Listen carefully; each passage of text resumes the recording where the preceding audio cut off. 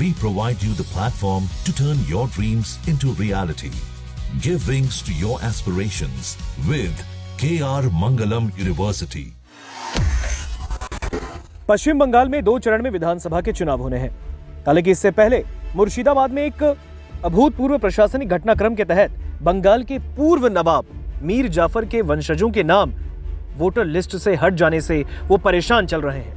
दरअसल election commission of India के द्वारा जारी किए गए मतदाता सूची विशेष गहन पुनरीक्षण यानी SIR के बाद नवाबी खानदान के लगभग 346 सदस्यों के नाम वोटर लिस्ट से हट गए हैं।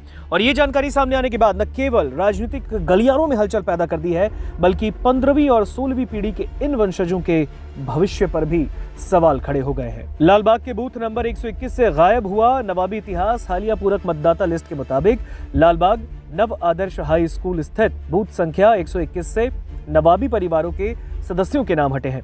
इसमें 82 साल के सैयद रजा अली मिर्जा उर्फ छोटे नवाब और उनके बेटे सैयद मोहम्मद फहीम मिर्जा शामिल हैं, जो इस वक्त TMC यानी तृणमूल कांग्रेस के पार्षद भी हैं। फहीम मिर्जा का कहना है साल 2002 से उनके नाम लिस्ट में थे, लेकिन इस बार सुनवाई के दौरान सभी दस्तावेज पेश करने के बावजूद उन्हें इस लिस्ट से बाहर कर दिया गया।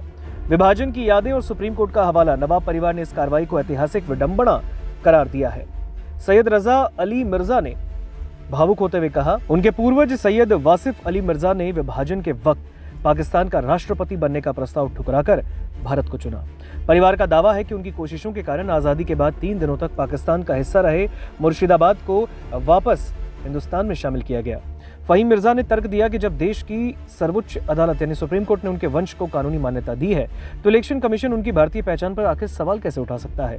ट्रिब्यूनल का रास्ता और मतदान से वंचित होने का डर मुर्शिदाबाद के DM R अर्जुन ने साफ किया है। अभी तक परिवार की ओर से कोई औपचारिक शिकायत प्राप्त नहीं हुई है।